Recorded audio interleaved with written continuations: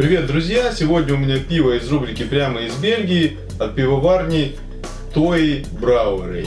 Представлю вам два сорта, и это Godendag Sterk Blond и Godendag Donker.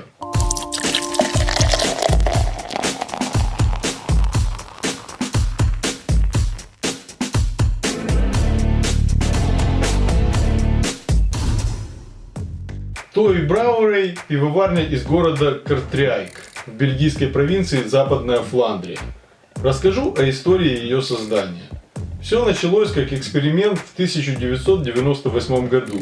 Первое пиво было сварено с хмелем, выращиваемым в собственном саду. Затем последовали другие варки, а в 2002 году был сварен первый Strong Blonde Ale. И данное событие случилось ровно через 700 лет после знаменитой битвы при Золотых Шпорах, которая происходила именно в Кортрайке.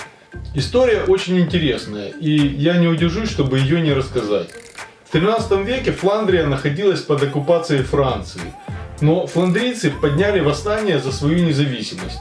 В ночь с 17 на 18 мая 1302 года произошло событие, известное как Брюгское заутренне или Варфоломеевская ночь в Фландрии.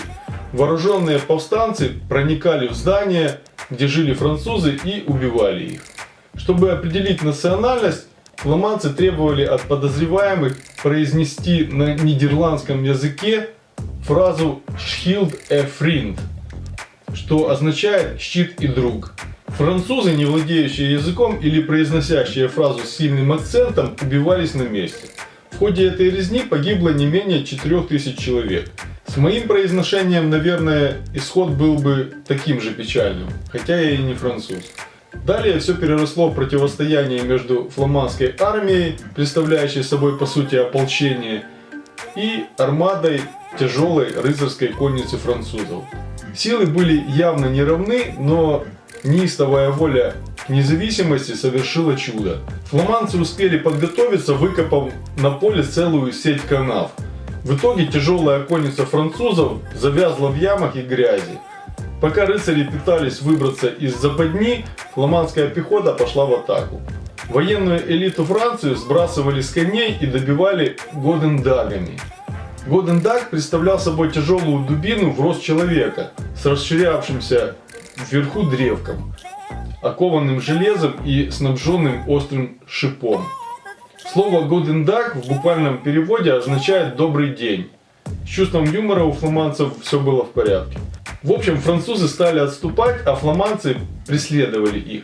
Французские рыцари носили золотые шпоры, которые считались символом принадлежности к высшей знати. Так вот, после битвы при Кортрайке победители собрали с убитых 700 пар золотых шпор, которые были вывешены в церкви Богоматери в Кортрайке, в назидание и напоминание о том, что сражения и войны выигрываются не в теории, а на практике. Вот такая интересная история.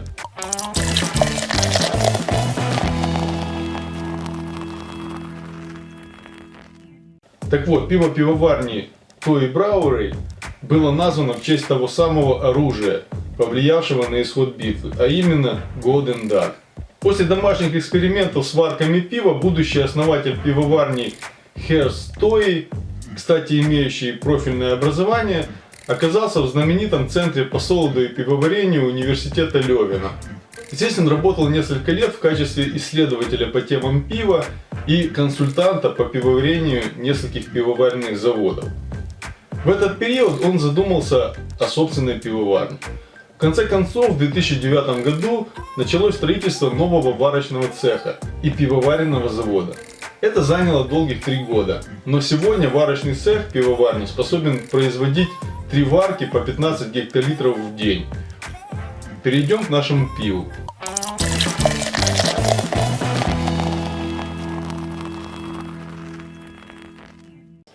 Первым продегустируем Godendag Sterk Blond. Заявленный стиль Strong Blonde. Наверное, все же имеется в виду стиль Belgian Golden Strong Ale. Содержание алкоголя в нем 8%, горечь 30 единиц IBU. О составе написано только, что он содержит ячменный солод. Рекомендуемая температура подачи 6-8 градусов Цельсия. Срок реализации 1,5 года. Бутылка емкостью 0,33, темного стекла, крышка без логотипа. На фронтальной этикетке черного цвета надпись с золотыми буквами Golden Dug. Указано, что это крепкий блонд. Ну а далее сюжет из рассказанной мной истории. Противостояние фламандской армии французской конной кавалерии. Также есть упоминание о том, что использовалась повторная ферментация в бутылке и содержание алкоголя. Контр-этикетка присутствует, и это радует. На ней описание исторических событий 1302 года, несколько слов о составе, содержание алкоголя, емкость бутылки, рекомендуемая температура подачи, адрес и сайт пивоварни, штрих-код и конечная дата реализации. Также изображение логотипа пивоварни, на котором два Golden Dug, склоненных над золотой шпорой. На бирдекеле пивоварни надпись The Smack One Over Winning, что обозначает вкус победы. Пробуем.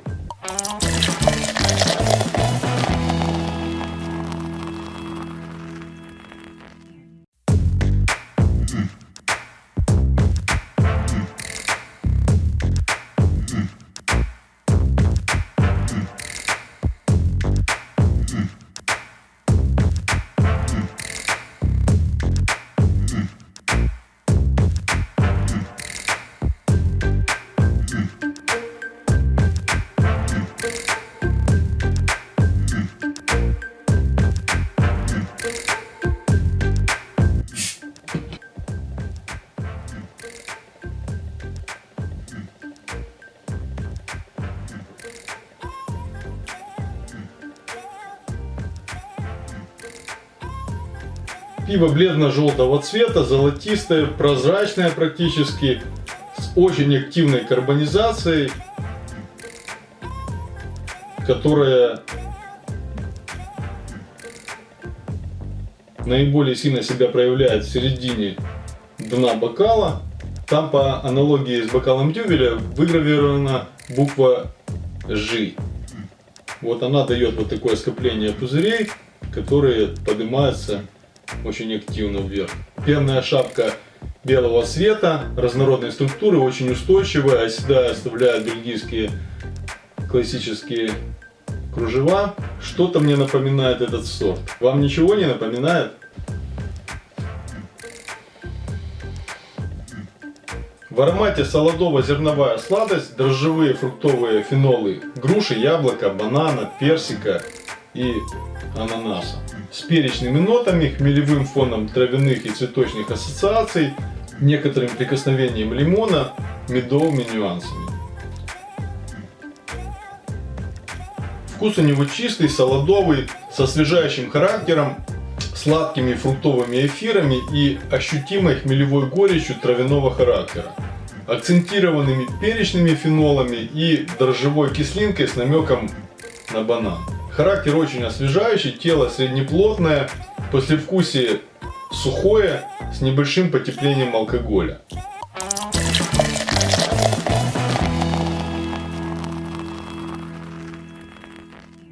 Резюмирую, очень похож на Дюбель, у меня прям дежавю. Такой же внешний, да и внутренний потенциал аналогично коварен. Классика в хорошем исполнении.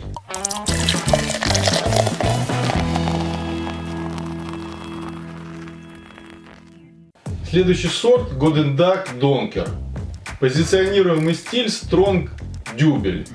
Снова какая-то самодеятельность. На мой взгляд, странная для пивовара с профильным образованием. В классификации BJCP существует стиль Belgian Dubel. Скорее всего, это он и есть. Содержание алкоголя в нем 7,5%, горечь 25 единиц IBU. О составе точно так же, как и в предыдущем сорте, отмечено, что он содержит ячменный солод. Больше никакой информации нет. Рекомендуемая температура подачи 6-8 градусов Цельсия. Срок реализации 2 года. Бутылка емкостью 0,33. Темного стекла. Крышка без логотипа, но в цвет этикетки. На предыдущей бутылке она тоже была в цвет этикетки черная. На фронтальной этикетке бежево-золотого цвета надпись Golden Dug. Указано, что это темное пиво. Описание исторического события, связанного с названием. упоминание о том, что использовалась вторичная ферментация в бутылке и содержание алкоголя. Контр-этикетка аналогична предыдущему сорту, только в бежевом цвете. На ней те же атрибуты. Пробуем.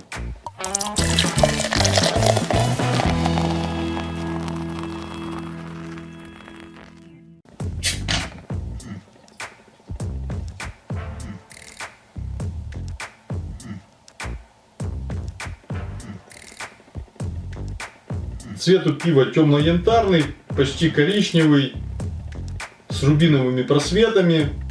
Карбонизация умеренная. Пиво непрозрачное. Средней высоты пенная шапка бежевого цвета, однородной структуры. Довольно устойчивая. Смотрите, как это выглядит в бокале, и будем пробовать.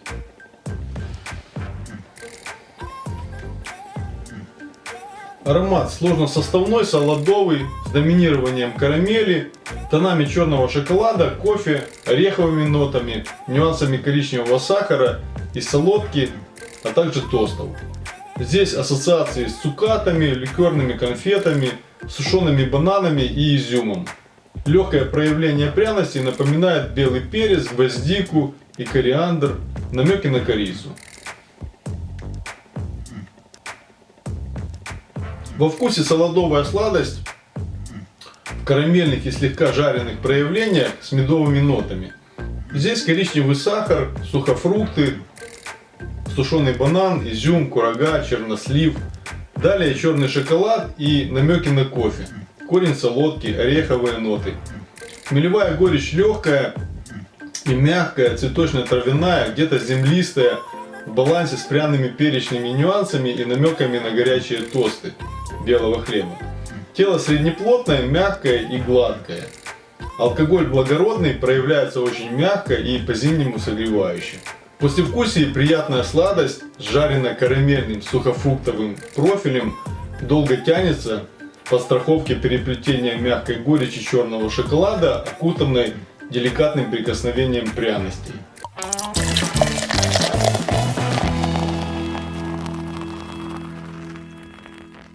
Резюмирую, очень хороший, по-настоящему бельгийский дюбель, сладкий и немного пряный, с мягкой горечью, со сложным ароматом и вкусом.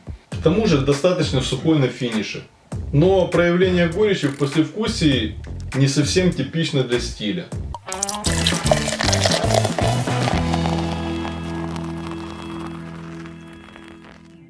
Подводя общие итоги, хочу сказать следующее. Все взвешенно и продуманно. От самой идеи до реализации проекта. На сегодня пивоварня производит только представленные два сорта пива. Но они очень выверенные и классически правильные. Возможно, без каких-то ярких особенностей и с некоторыми нетипичными для стиля легкими отклонениями, но, повторюсь, все очень правильно. Думаю, здесь курс взят на лучших представителей стилей в попытке их повторить, клонировать. Ко всему прочему, хочу отметить дизайн и качество этикеток и бирдекелей, логотипа пивоварни и самого сайта. Все на очень высоком, презентабельном и правильном уровне. Как и история, вдохновившая основателя пивоварни на вкус победы. Единственное, что бы я порекомендовал, так это обозначать стилевую принадлежность сортов пива на этикетке и указывать состав сортов. Но это не принципиальное замечание, возможно, художник так видит. Сорт попал ко мне на дегустацию благодаря проекту Belk Beer Tour, ссылки на который, а также на сегодняшнюю пивоварню я оставлю внизу под видео.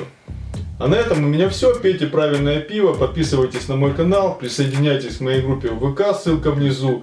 Оставляйте комментарии, ставьте лайки, делайте перепосты. Будет интересно. Пока-пока, друзья.